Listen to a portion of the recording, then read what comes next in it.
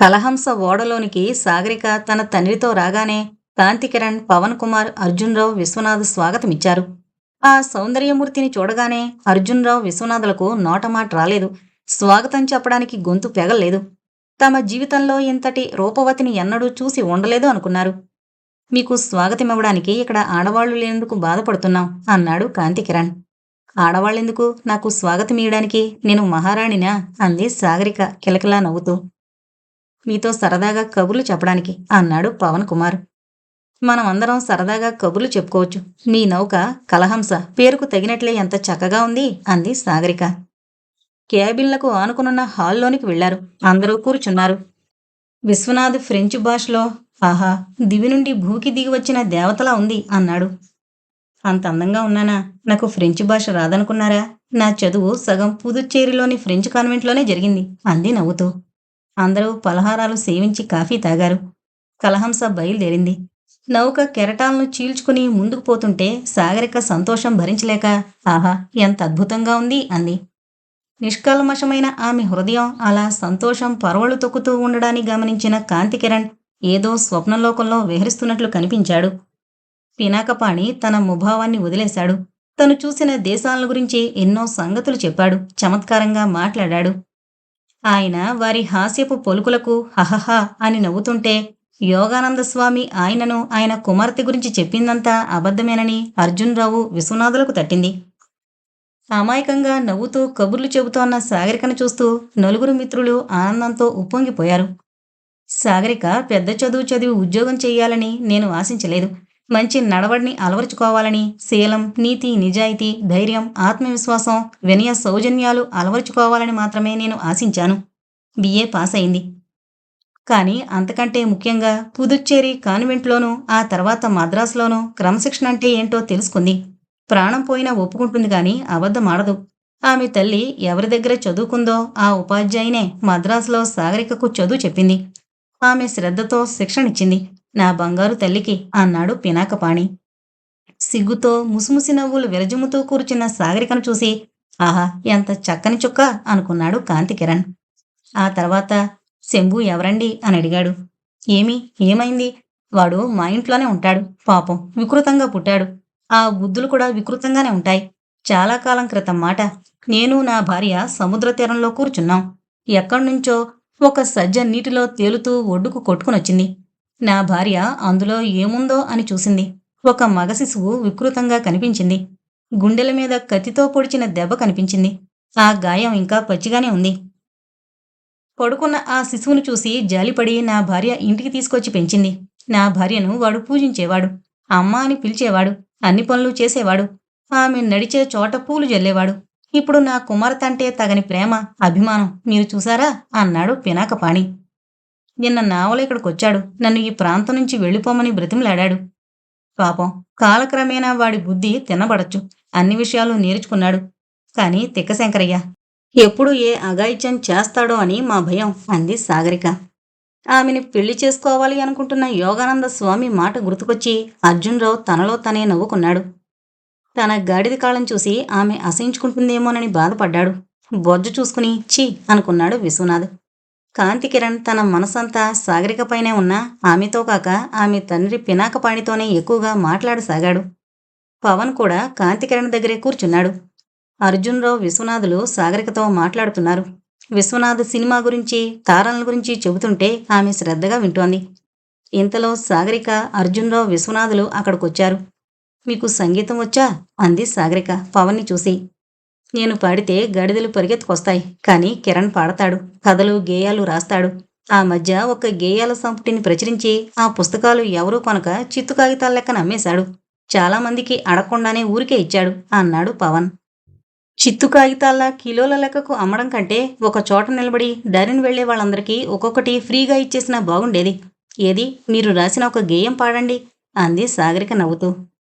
పవన్ నన్ను చంపావు. చూడు, పాట పాడమంటోంది. గేయాలు నేను చిన్నప్పుడు రాశాను. అంత బాగాలేవు. ఉత్సాహం తప్పితే ఛందస్సు కూడా లేదు వాటికి. మీరు డిటెక్టివ్ నవలలు చదువుతారా అన్నాడు కాంతికిరణ్. మీరు పాట విషయం మరిపించాలని చూస్తున్నారు. నన్ను మీరు అనకండి. నేను చాలా చిన్నదాన్ని. చదువుతాను, కానీ సెక్స్ పత్రికలు చదవను. ఇప్పుడు ప్రతి చోట అవే ఎక్కువైపోయాయి. ఎప్పుడైనా త్రివేంద్రం వెళ్ళి సినిమా చూస్తాం. నేను, నాన్నాను. మంచి కథలు చదువుతాను. జీవిత చరిత్రలంటే నాకు బాగా ఇష్టం. మీకు హిందీ పాటలొచ్చా అని అడిగాడు పవన్. ఏవో 2, 3 వచ్చు అంతే. అయితే ఒక పాట పాడండి అన్నాడు ఉత్సాహంగా కిరణ్. ఒక పాట పాడింది సాగరిక. నలుగురు చప్పట్లు కొట్టారు. అబ్బా, వండర్ఫుల్గా పాడారు, అచ్చం లతా మంగేష్కర్లా అన్నాడు పవన్. ఒక్కొక్క గీతంలోని భావం మూడ్సు మార్చివేస్తుంది, ముఖ్యంగా ప్రేమగీతమైతే అన్నాడు కాంతి కిరణ్. ప్రేమ, సంతోషం, విషాదం కూడా కలిగిస్తుందని పుస్తకాల్లో చదివాను. మరి మీరు ఓ పాట పాడరా అంది కాంతి కిరణ్ని చూసి. క్షమించు, ఒకప్పుడు పాడేవాణ్ణి, కానీ ఒకసారి నేను పాడుతుంటే దుర్భరం, దుస్సాహసం, కర్ణ కఠోరం అంటూ పవన్ చెవులు మూసుకున్నాడు. నా పాట నాకు ఆనందంగా ఉండొచ్చు, ఇతరులు విని భరించలేనప్పుడు 10 మందిలో పాడకుండా ఉండడమే మంచిది అన్నాడు కిరణ్. మగవాడికి పాట ఏమిటి, ఆ కళ స్త్రీలకే ప్రత్యేకించబడింది అన్నాడు అర్జున్రావు. చీకటి పడింది. రాత్రి 8 గంటలయింది. కలహంస కన్యాకుమారి అగ్రం దాటి 40 మైళ్లు వెళ్లి తిరుగుముఖం పట్టింది. 8:30కు వారు భోజనం చేశారు. నాన్న, మనం వెళ్లేసరికి ఇంకా పొద్దుపోతే పూర్ణ, శంభులు ఏడుస్తూ కూర్చుంటారేమో అంది సాగరిక. అవునమ్మా, ఇంక వెళదాం అన్నాడు పినాకపాణి. క్యాబిన్లోకి తన హ్యాండ్ బ్యాగ్ తీసుకోవడానికి ఆమె వెళ్ళింది. కొన్ని యాపిల్స్ తీసుకువెళ్ళండి అంటూ కాంతి కిరణ్ ఆ క్యాబిన్లోకే వెళ్ళి ఒక చిన్న ప్లాస్టిక్ సజ్జలో డజను యాపిల్స్ పెట్టి ఆమెకు అందిస్తూ, తొలిసారిగా బీచ్లో కలుసుకుని పేరు చెప్పమని నిన్ను అడిగిన నా అవివేకాన్ని మన్నిస్తావా అన్నాడు. ఆమె తొట్రుపడి, నేను కూడా మోటుగానే సమాధానమిచ్చానుగా, అప్పుడు మనం అపరిచితులం అంది కొంటిగా చూస్తూ. పేరు తెలుసుకోవాలనే నిన్ను నేను వెంబడించాను. మీ తోటలో ప్రవేశించాను. సమాధిపై నీహారిక పేరు చూశాను. అది మీ తల్లిగారి పేరు. శంభుతో మాట్లాడినప్పుడే నీ పేరు సాగరిక అని తెలుసుకున్నాను. తెలిసినప్పుడు మీకు సంతోషం కలిగిందా? సంతోషమా? నా జన్మ తరించిందనుకున్నాను. కనుకనే పవన్తో నిన్ను వెతుక్కుంటూ వచ్చాను.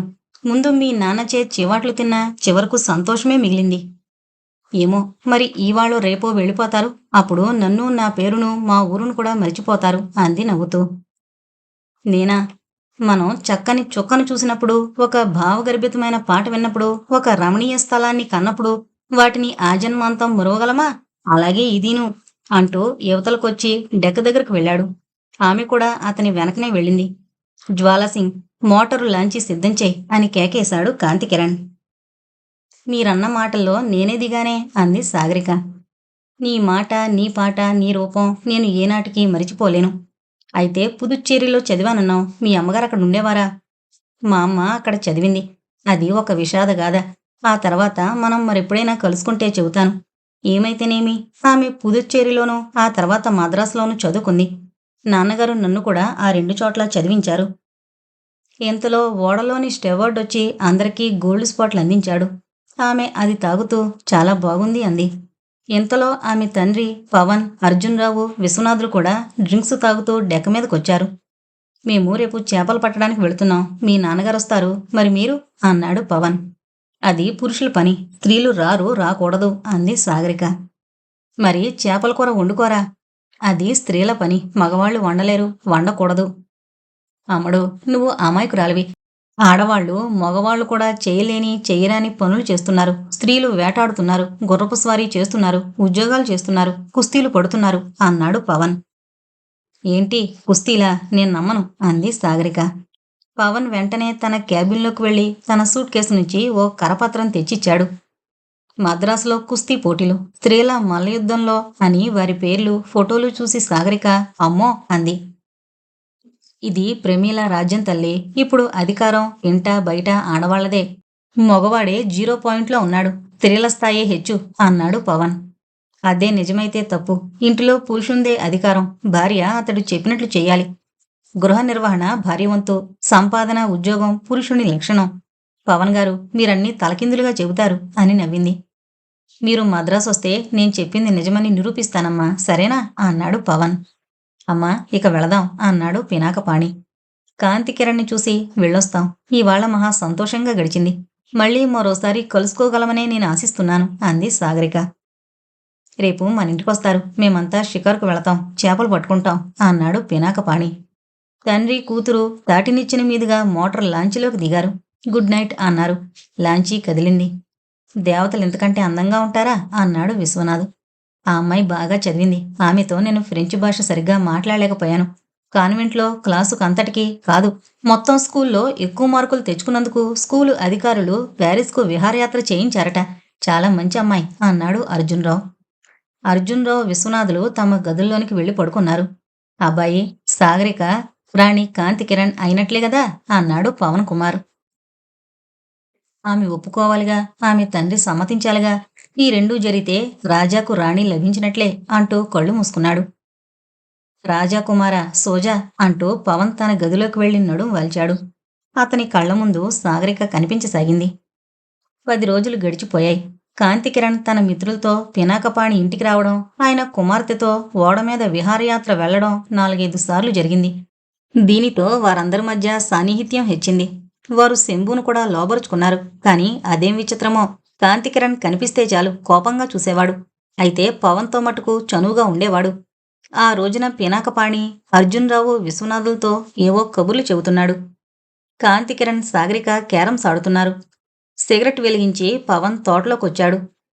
ఒక మామిడి చెట్టు నీడనున్న సిమెంటు బెంచీపై నడుం వాల్చాడు. రామ్ రామ్ అనుకొని నిట్టూర్పు విడిచాడు. తనలో తానే, ఎందుకొచ్చిన వ్యర్థ జీవితమిది, ఇక నాకు ఏనాటికి సంతోషమన్నది లేదు. ఏమైనా కిరణ్ అదృష్టవంతుడు అనుకున్నాడు. ఇంతలో సాగరిక, కాంతికిరణ్లు కబుర్లు చెప్పుకుంటూ ఆ వైపు నుంచి వెళ్లారు. మరో 5 నిమిషాలకు శంభు వచ్చాడు. ఏం శంభు, ఇలా వచ్చావు అన్నాడు.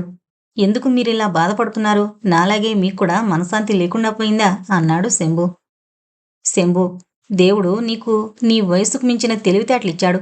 నేను బాధపడుతున్నానని ఎవరన్నారు? నాకు మనశ్శాంతి లేదని ఎలా చెప్పగలవు అన్నాడు పవన్.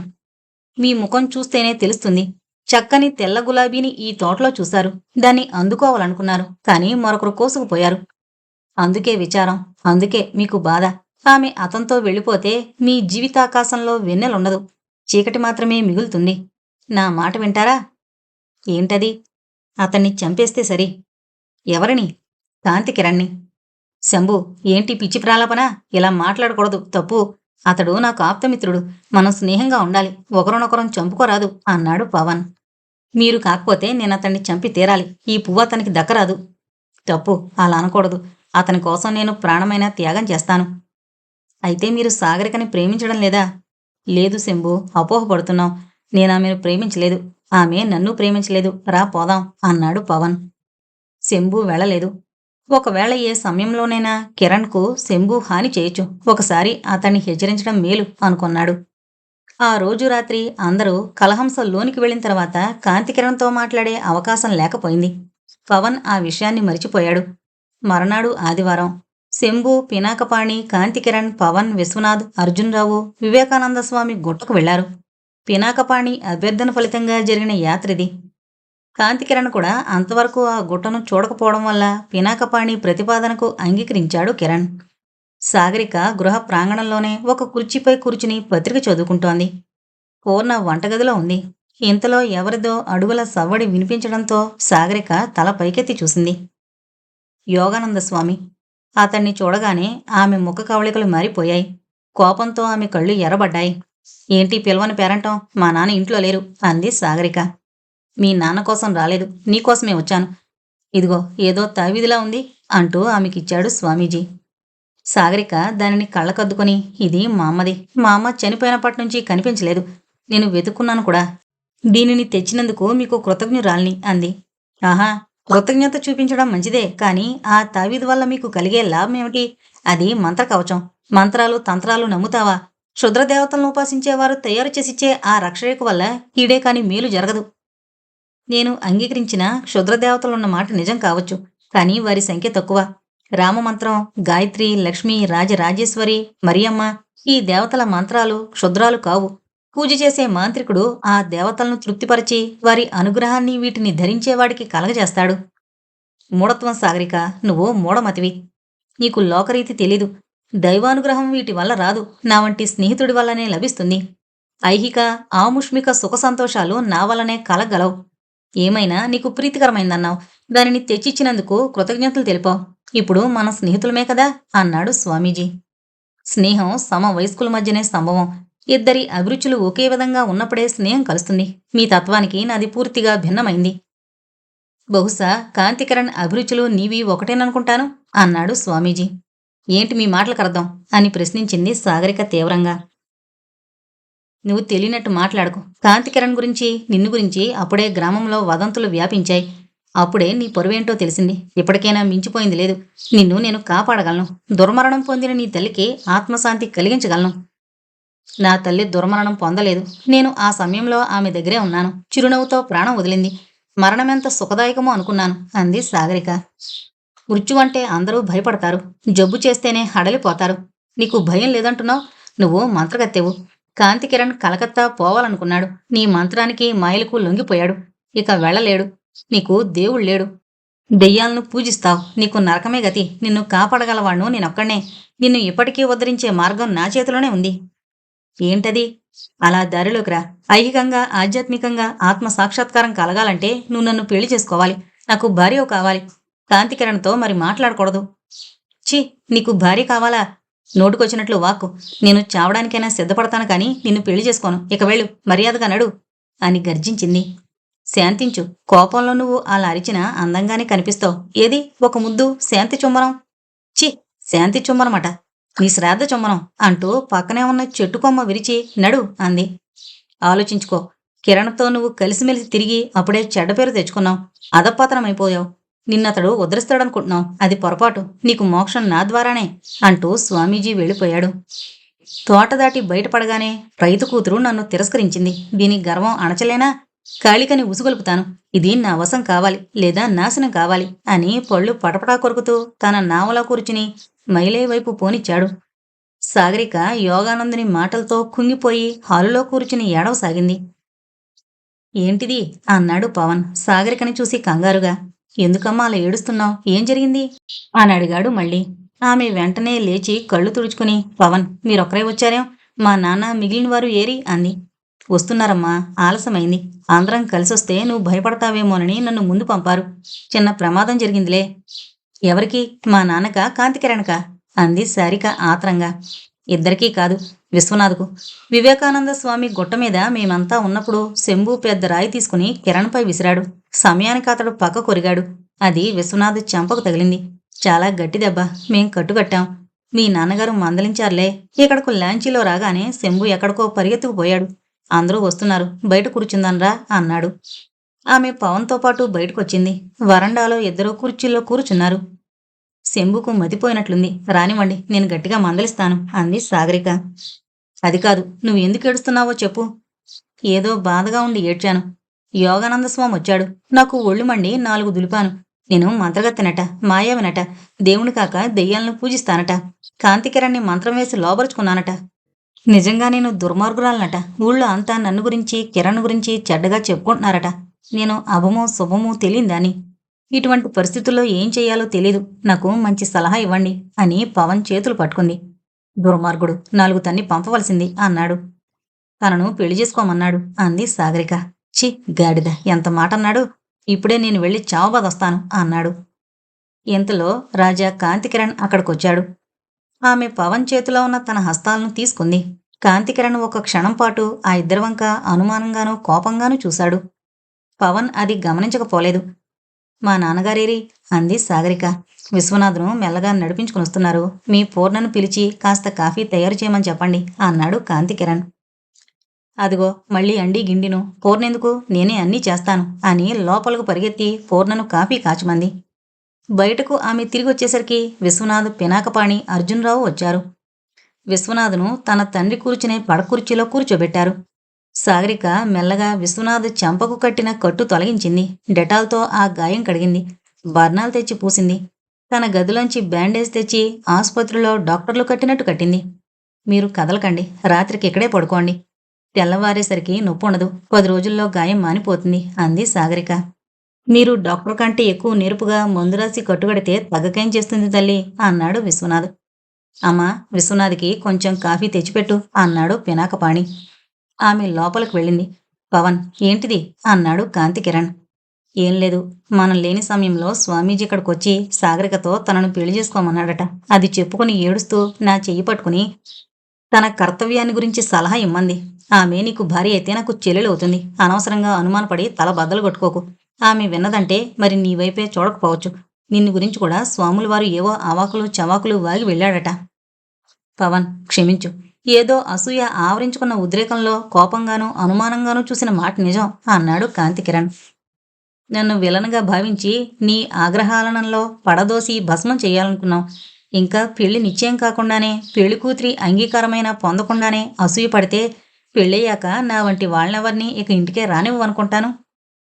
క్షమించమన్న తర్వాత నువ్విక ఉపన్యాసం ఇవ్వకూడదు అన్నాడు కాంతికిరణ్ నవ్వుతూ. సాగరికొచ్చి, ఇవాళ శంభు వస్తే బాగా బుద్ధి చెబుతాను. పాపం విశ్వనాథ్ గారు చాలా బాధపడుతున్నారు అంది. నన్ను ఈ ప్రాంతంలో ఉండక వెంటనే వెళ్ళిపోమన్నాడు. నేనంటే అసలు గిట్టదు. అది మరీ అన్యాయం. మీరంటే అందరికీ ఇష్టమే కదా అంది సాగరిక. మీ అభినందనకు కృతజ్ఞుణ్ణి అన్నాడు కాంతికిరణ్. ఈయనకి కృతజ్ఞత చెప్పవలసిన పనిలేదు. నేనన్నమాట అక్షరాల నిజం. ఇంతలో బాగా చీకటి పడింది. పూర్ణ అందరికీ భోజనాలు వడ్డించింది. విశ్వనాథును మెల్లగా భోజనశాలలోనికి తీసుకునొచ్చాడు. అందరూ విందు అరిగించారు. విశ్వనాథ్కు పూర్ణంటే అభిమానం కలిగింది. సరదాగా కబుర్లు చెప్పుకుంటూ భోజనాలు చేసిన తర్వాత అందరూ ఇంటి ముందు కుర్చీలు వేసుకుని కూర్చున్నారు. ఆ కబుర్ల మధ్య పినాకపాణి బిగ్గరగా నవ్వి ఏదో చమత్కరిస్తున్నాడు. ఇంతలోనే పినాకపాణి అన్న పిలుపు కర్కశ స్వరంలో వినిపించింది. ఎవరది అన్నాడు ఆయన గంభీరంగా. నేను కాళికను. నన్ను ఇప్పుడు మరిచిపోయావు. ఒకప్పుడు నేను కనిపించకపోతే తహతహలాడేవాడివి. సరే, ఈ చీకట్లో ఇంత దూరం నువ్వు వచ్చిన పనేమిటి? నా మనవరాలు పూర్ణను తీసుకుపోవడానికొచ్చాను. నేను ఒంటరిగా ఉండలేను. నాకు చాకరీ చేయవలసిన పిల్లది. నీ కూతురు దాన్ని వశపరుచుకుంది. నా మాట వినకుండా చేసింది. పూర్ణను అప్పగించు, నేను తీసుకెళ్ళిపోతాను అంది కాళిక. పూర్ణను మేము నిర్బంధించి ఆమె ఇష్టానికి వ్యతిరేకంగా మా దగ్గర అట్టే పెట్టుకోలేదు. ఆమెకు 18 ఏళ్ళు నిండాయి. చిన్నపిల్ల కాదు. తనకిష్టమైతే ఈ క్షణం నీతో తీసుకెళ్లొచ్చు. నీకే తిండి లేదు, దానికేం పెడతావు? అదిక్కడ సుఖంగా ఉందిగా అన్నాడు పినాకపాణి. దాని సుఖం చూడవలసింది నేను, నువ్వు కాదు. అదుండే చోటు నా ఇల్లు, నీళ్లు కాదు. నువ్వు పెట్టే తిండి నేను పెట్టలేకపోను. నాకు తిండి లేకుండా చేసింది ఎవరు? గ్రామంలోని వారికి తిండి లేకుండా పోవడానికి కారణం ఎవరు? నీ కూతురు. విన్నావా? నీ కూతురు పాపాత్మురాలు. ఏది? నిన్నే. ఇలారా, నిన్నే. నువ్వు నా మనవరాల్ని వశపరుచుకుని నన్ను దుఃఖపెట్టావు. దీనికి బదులుగా నువ్వు దుఃఖపడతావు. నిన్ను ప్రేమించినవాడు, పెళ్లి చేసుకునేవాడు నాశనమవుతాడు. నీ ప్రేమ బొగ్గుమని మండిపోతుంది. నువ్వు నీ భర్తకు దూరం అయిపోతావు. నీకు శాంతి లేకుండా పోతుంది. చివరకు గతిలేని చావు నీకు తప్పదు. ఇది నా శాపం. ఏం పూర్ణ, వస్తావా రావా అంది కాళిక. అందరూ తెల్లబోయారు. విశ్వనాథ్ అంత బాధపడుతూనూ ఆమెను కొట్టడానికి లేచాడు. అంతవరకు ఆనందంతో కళకళ్లాడిపోతున్న సాగరిక వదనం విషాద నీరదాలు ఆవరించుకున్నాయి. పినాకపాణి ఆగ్రహవేశంతో ఊగిపోతున్నాడు. నేను రాను. నేను సముద్రంలో పడి చచ్చిపోవడానికైనా సిద్ధపడతాను గాని నీతో రాను. మా అమ్మ బ్రతుకున్నంతకాలం వేధించుకుని తిన్నావు. నీ బాధపడలేకనే ఆమె చనిపోయింది. నువ్వు ఎంత గింజుకున్నా లాభం లేదు. నీది నోరు కాదు, పాపిష్టిదానా. పో ఇక్కడి నుంచి, పో అని అరిచింది పూర్ణ. పోతాను. 4 రోజుల్లో నువ్వు రాకపోతే ఏం చేస్తానో చూడు అంటూ కాళిక విసవిస నడుచుకుంటూ వెళ్ళిపోయింది. ఎవరీమే? ఆ రూపం చూస్తేనే దెయ్యాలు ఇలా ఉంటాయి అనిపిస్తోంది అన్నాడు అర్జున్రావు. అమ్మా సాగరి, ఏడవకు. ఆమె శాపాలు నిన్ను ఏమీ చేయలేవు. అది ఈ మధ్య ఇంత అధ్వానంగా తయారైంది. నా చిన్నతనంలో అందంగా ఉండేది. నేను నా నావలో 6 నెలలకొక దేశం చూసి వచ్చేవాణ్ణి. ఏనాడు ఇంటి పట్టున ఉండలేదు. ఉంటే తోచేది కాదు. నేను వెళ్ళినప్పుడల్లా తిరిగి వచ్చినప్పుడు కలుసుకుని మాట్లాడుతూ ఉండేది. నేను 1-2 సార్లు ఆమెను వివాహమాడాలని కూడా అనుకున్నాను. కానీ ఒకసారి నేను నౌక మీద వెళ్ళి తిరిగి వచ్చేసరికి ఆమెకు వివాహమైపోయినట్లు తెలిసింది. అతడు వికృతంగా ఉండేవాడు. చేపలు పట్టుకునేవాడు. ఒకనాడు మత్స్యాల కోసం సముద్రంలోనికి వెళ్ళినప్పుడు తుఫాను సంభవించి మరణించాడు. ఆమె అప్పట్లో గర్భవతి. ఒక ఆడపిల్లను కంది. ఆవిడే పూర్ణ తల్లి. పూర్ణ తండ్రి కూడా జాలవృత్తినే స్వీకరించాడు. వివాహమైన 3 మాసాలకే అతడు మృతి చెందాడు. పూర్ణ 4 ఏళ్ల పిల్లైనప్పుడు తల్లి చనిపోయింది. కాళిక క్రూరంగా హింసించడం వల్లనే ఆమె చనిపోయినట్లు విన్నాను. పూర్ణ బాల్యమంతా దుఃఖమయమే. అమ్మమ్మ చేతిలో రోజూ దెబ్బలు తినేది. ఎలాగో పెద్దదైంది. సాగరిక కాలేజీ చదువు పూర్తి చేసి రాగానే ఓసారి గ్రామంలో ఇద్దరూ కలుసుకున్నారు. మా ఇంటికొచ్చింది. ఆమె చరిత్ర విని మేమిక్కడే అట్టే పెట్టుకుని తిండి, బట్టలు, ఖర్చుకి కావలసిన డబ్బు ఇస్తున్నాం అన్నాడు పినాకపాణి. గుమ్మటంలా పూర్ణ బాగుందండి. ఆమెకు మీకు అభ్యంతరం లేకపోతే నేను నా 2వ భార్యగా స్వీకరిస్తాను అన్నాడు విశ్వనాథ్. చట్టం ఒప్పుకోదే అని అందించాడు అర్జున్రావు. ఒప్పుకోకేం? మద్రాసులో ఎంతమంది సినిమా స్టార్లు 2-3 భార్యలతో జీవించడం లేదు? ఈ మాటలు విని పూర్ణ సిగ్గుతో తలదించుకుంది. కాంతికిరణ్ ఈ సంభాషణలో పాల్గొనలేదు. ఏదో ఆలోచిస్తున్నాడు. ఒక్కొక్కసారి బయట కూర్చునున్న సాగరిక సుందర స్వరూపాన్ని చూసి నేత్రోత్సాహం కావించుకుంటున్నాడు. ఆమెను చూసినప్పుడు, ఆమె మాటలు విన్నప్పుడు, ఆమె లేచి నడుస్తున్నప్పుడు అతని హృదయం ఆనందాతిరేకంతో పరవశించిపోతుంది. ఏమిటి విచిత్రానుభూతి? ప్రేమంటే ఇదే కాబోలు అనుకున్నాడు తనలో తనే. ఏంటి కిరణ్, నిద్రపోతున్నావా అన్నాడు అర్జున్రావు. ఆ, కొంచెం.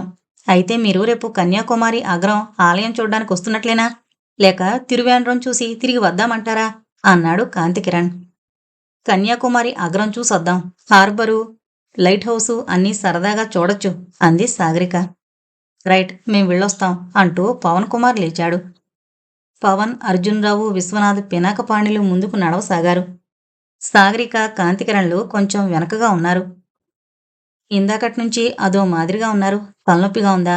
అమృతాంజనం తీసుకురానా, లేదా టాబ్లెట్ ఏమైనా ఇమ్మంటారా అంది సాగరిక. వద్దు, ఇందాక కొంచెం బాధగానే ఉంది, కానీ ఇప్పుడు తగ్గింది. అయితే నేను బాధపడితే సహించలేవా అన్నాడు కాంతికిరణ్ మెల్లగా. సహించలేను. మిత్రులను సాగనంపి పినాకపాణి సాగరికని దగ్గరకు తీసుకుని, తల్లి, కాళిక మాటలకు బాధపడడం లేదు కదా అన్నాడు. లేదు నాన్న, నేనప్పుడే మరిచిపోయాను. వెళ్ళి పడుకో అమ్మా అన్నాడాయన. సాగరిక తన గదిలోకి వెళ్లి మేను వాల్చింది. కిటికీ గుండా చల్లని గాలి వీస్తోంది. అబ్బా, నేనంటే అతనికి ఎంత ప్రేమ, ఎంత ప్రేమ అనుకుంటూ సాగరిక కళ్ళు మూసుకుంది. బయట ఆ గది కిటికీ దిగువ పచ్చిక మీద శంభు పడుకునున్నాడు. అతడు తన అకార్యానికి బాధపడుతున్నాడు. పశ్చాత్తాపంతో కుమిలిపోతున్నాడు. అబ్బాయ్, నేను నీకు పోటీ వచ్చానేమో అనుకుని చొరచొరా చూశావు.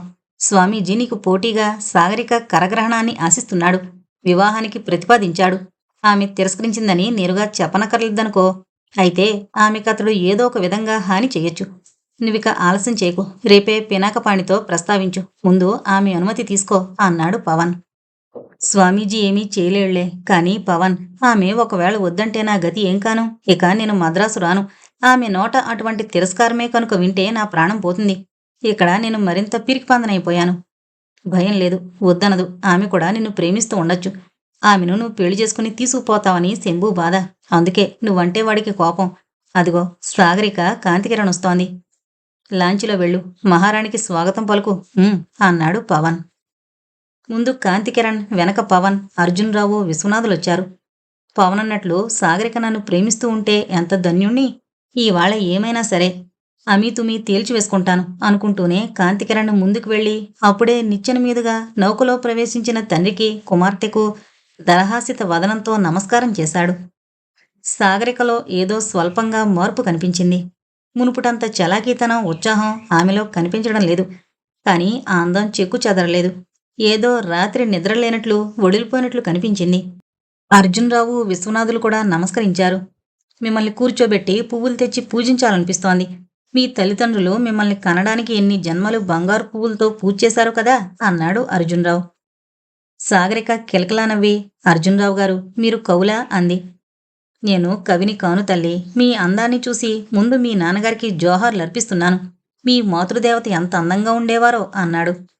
ఆమె దేవతలా ఉండేది. కేరళలో మీకు చాలామంది సౌందర్యవతులు కనిపిస్తారు. ఇక్కడి ప్రకృతి సౌందర్యాన్ని మోసపోసుకుని పుట్టిందా? అయితే నా భార్య ఆంధ్ర మహిళేగా అన్నాడు పినాకపాణి.